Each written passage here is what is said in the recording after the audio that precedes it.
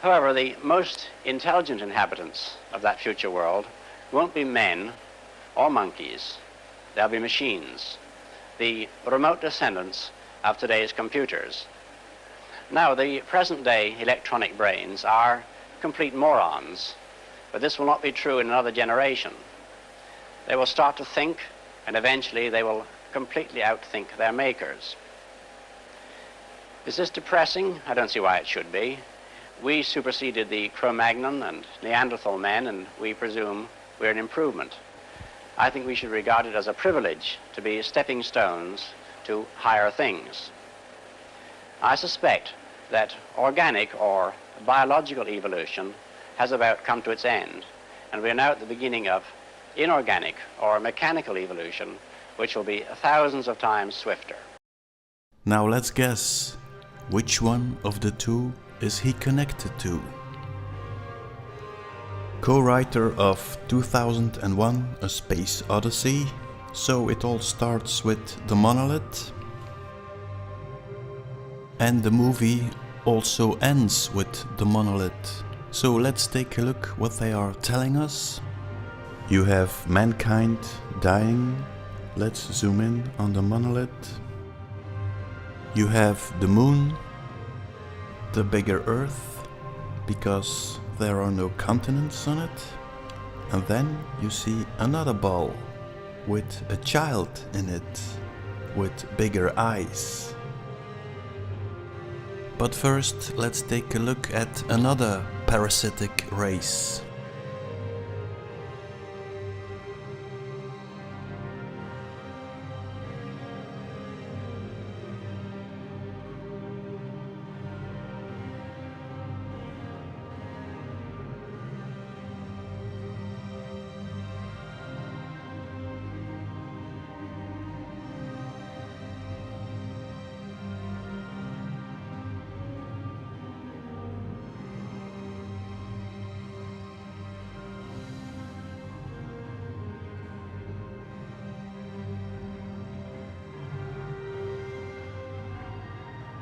Let's take a look at the spider and the larva. You have the consciousness of the spider, but you have also the consciousness of the larva. That creates duality. Now there are two possibilities. The consciousness of the spider detects the larva and kills it off, or the consciousness of the larva is undetected and it kills off the spider. I think we should regard it as a privilege to be stepping stones to higher things. So Arthur is suggesting we should all give in and play the food source of a higher being. Well, it's clear that Arthur has thrown off his organic brain. It's my suspicion that the dinosaur stands for the organic brain, the cerebellum. In the word cerebellum, you hear the word bellum. Bellum means war in Latin. You also hear the caraba. So I think these similarities have been put in there to keep you away from this part of the brain. It's evil. It's the reptilian brain.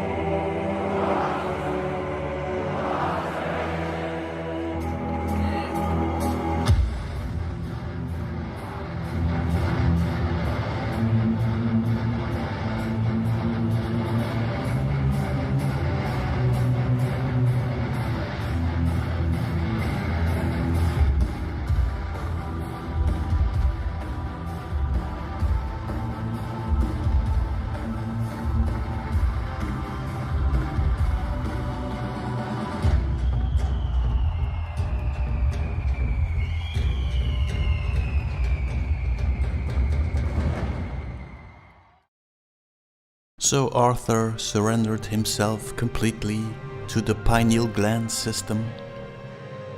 Sir Arthur Clarke, if you want to destroy a system, you always need traitors from within. In order to stay away from attention, you need complete secrecy. Secret societies. Shh. Don't tell anyone about this invading consciousness. That makes of the Freemasons, of course, first-class traitors. Let's take a look at the word Freemason. You have the spirit of Ra, the Fa of Ra, in the Solomon system. You can simplify Solomon into Mon, Sun, Moon and Sun. So Pharaoh becomes free and Monson becomes Mason. In France they still say franc-maçon, franc, Pharaoh. The Freemasons, of course, are very eager to put you on a little blue ball flying in space.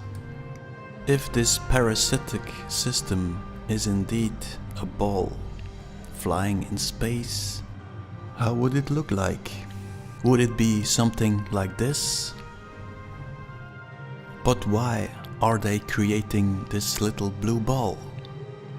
It doesn't make sense, except if you start thinking in craters. What if the parasite was living in another crater?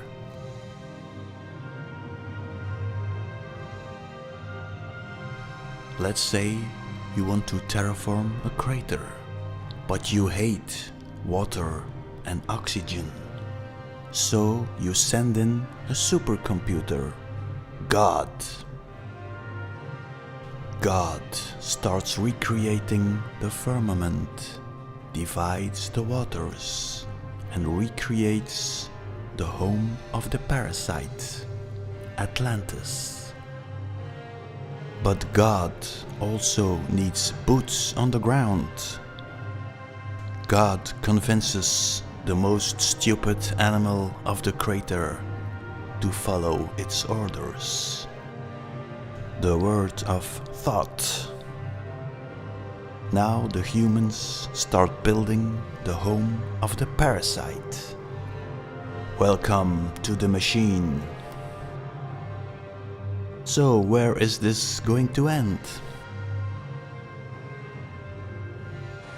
I think we should regard it as a privilege to be stepping stones to higher things. Well, if it is a higher thing, why is it deceiving us?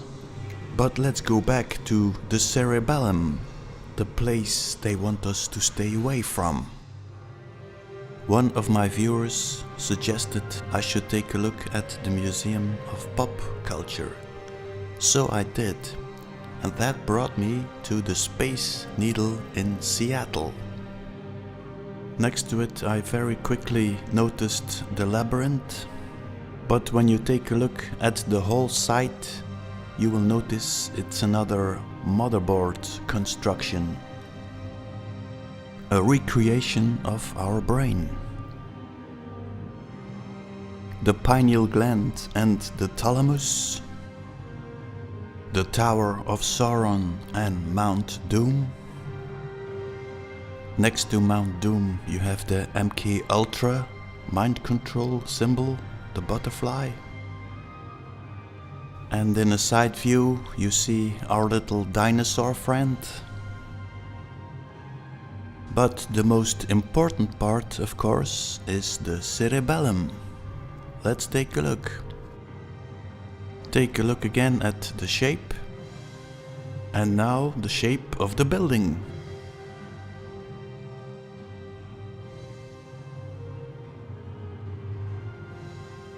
Zoom in on the building, and on top of it you see an artwork. Now take a cross section of the cerebellum and tell me it's all a coincidence. take another Google Maps surrounding view and you can see that the cerebellum has been completely distorted. Coincidence? But hey, wait, what do I see there? Let's zoom in. So what's in this building? The Institute for Disease Modeling. What on earth would you be modeling diseases for? Rah rah rah. And how would this system work? Maybe like this? Let's take a look again at the Space Needle. A year later you had the destruction of the Twin Towers. Both buildings have a very strange aura around them.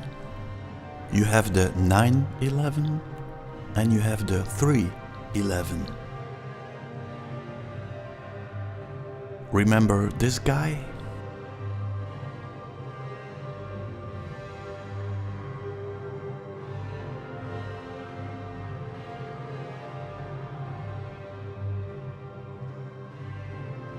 But do you know this one? All right, our next speaker is James Home. He has what school did you graduate from? Westview High School? He just graduated from Westview High School and will be attending the University of California, Riverside. He will be majoring in neuroscience. His goals are to become a researcher and to make scientific discoveries. And a major way humans learn is through action and effect relationships. And to simulate this on a computer, we have a key press as an action, and effect is the appearance of an image. And actions and effects have logical progressions through time. That is, effects proceed or seem simultaneous with the actions that cause them, unless we have a temporal order judgment reversal, which I just call the illusion. And in the illusion, the effect seems to precede the action that it causes. So subjectively, you're causing events to happen in the past. And to implement this illusion, we insert a series of gradual delays in between the actions and the effects. So we'd have a key press, and then a 10 millisecond delay, and then an image appearing, and then a key press, and then 20 millisecond, and then an image appears. And we keep doing this over and over again. And it would increase up to around 200 milliseconds. And we do this gradual delay incrementations to adapt the person to modify their perception of time. And then after we modify their perception of time, we completely remove the delay, and this causes the time illusion. And potential applications for this illusion are in reducing car accidents.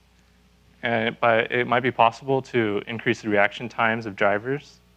Or maybe increase reaction time of football players.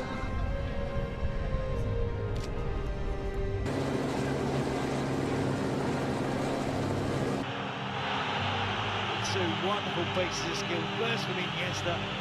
Then we see Leo. Per la dreta per Xavi, assistència de Xavi més cap a la dreta per Messi, Messi, immens Messi, encara Messi, encara Messi, encara Messi, encara Messi, encara Messi, encara Messi, encara Messi, encara Messi, encara Messi, encara Messi, encara Messi, encara Messi, gol, gol, gol, gol, gol, gol, gol, gol.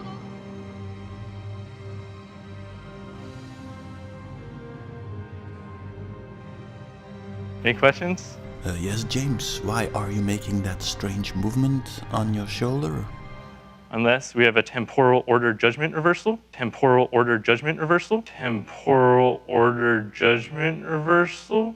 Any questions? Well, yes, James. We know that television can create a delay in time. And you said... And in the illusion, the effect seems to precede the action that it causes. So subjectively, you're causing events to happen in the past. You create events in the past. Subjectively. So that means it's not real. So this animation would have been made after the election of Trump.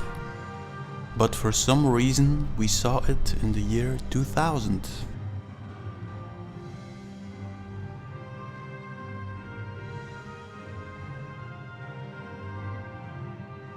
What about this one? The Mandela effect.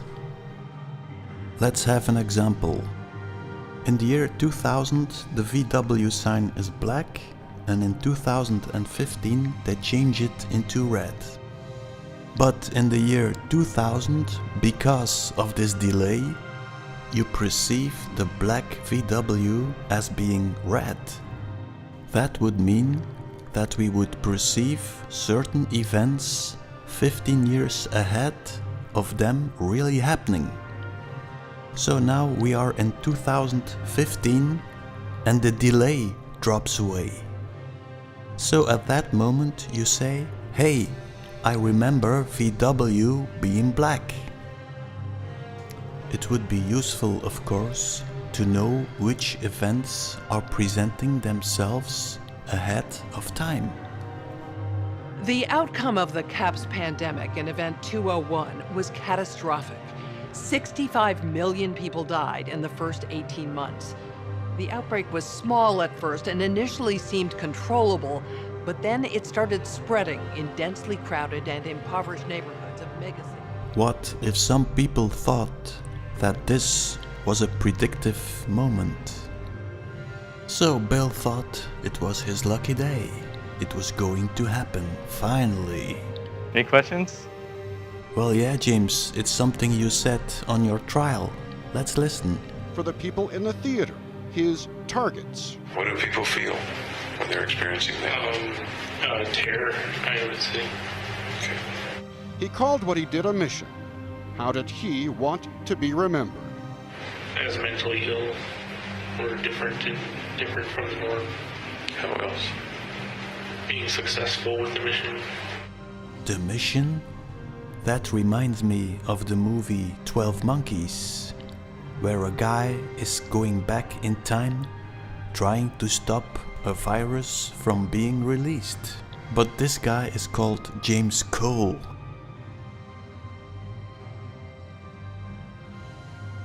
Now let's presume that the movie 12 Monkeys was a predictive moment.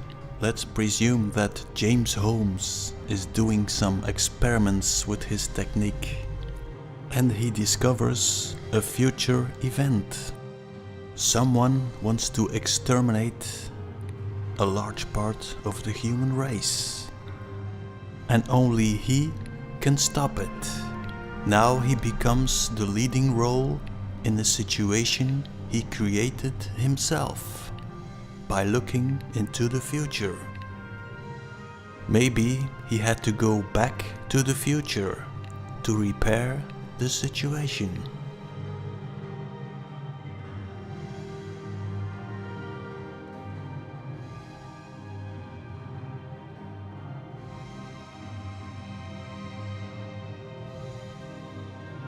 "12 monkeys, 12 zodiac signs. That reminds me of the moon. The key is in the moon. Remember from a previous video that the 30 moon phases that are actually a month we experience in reality as one day. So we experience a day 30 times faster than the clock is showing us. Are we living in the future? And is reality bleeding through in the form of the past?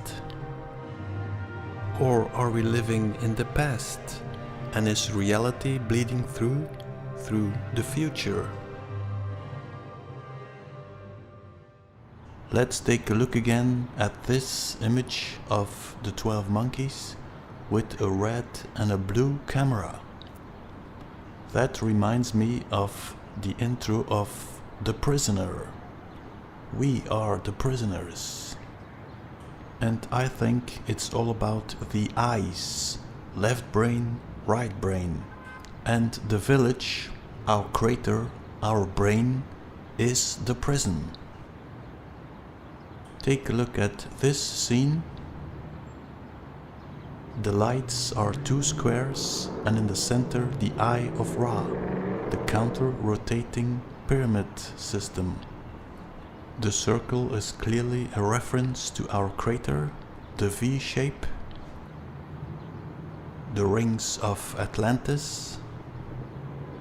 In this black ball sits Osiris, or Satan, or the architect. And the architect is watching while the prisoner is being tortured by ISIS, the white ball. Then you have this scene, which is very interesting. Two guys in black are sitting on a pendulum, looking through some kind of telescope. I think this is left brain and right brain, and the two guys are the eyes. Here you see the CMYK, symbol of black and Osiris. In my view, this is the prison. The way they are mesmerizing our brain. Let's take a look at television. I think that television is a copy of the Solomon system. Sun, moon, red, blue, day, night. The RGB system is bringing us in a trance.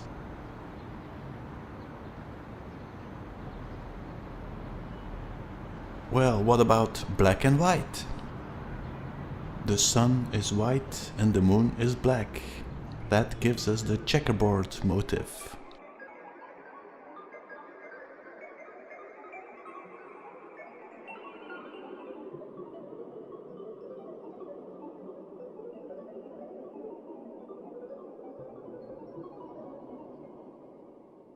Now you get a system in a system. The first Solomon system is television, telling you what to do, and television is part of the other system, the other controller. That creates a reality in a reality. The first prison is the two squares, and inside prison 1 you have prison 2. But who are the controllers in prison 2? Some of the slaves decided they wanted to be slave master, so they created a new prison. In this new prison they created a TV reality. A constant torture of our perception. You don't have to look far, of course, for the people who are responsible for this. This prison reminded me of Alcatraz, or the Escape from New York prison.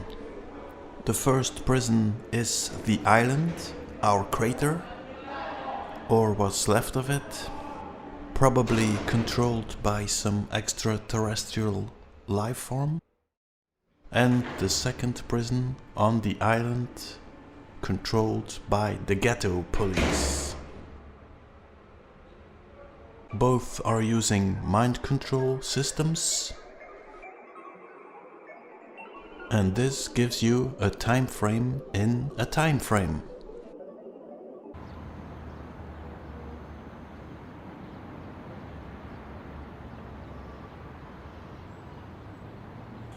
No wonder people are getting confused.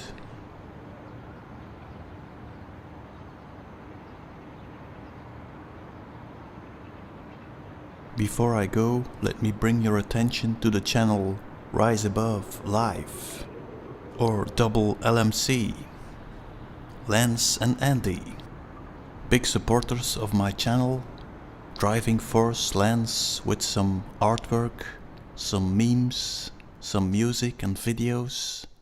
So I want to end this video with a meme of them, the Soviet Union. See you next time, bye!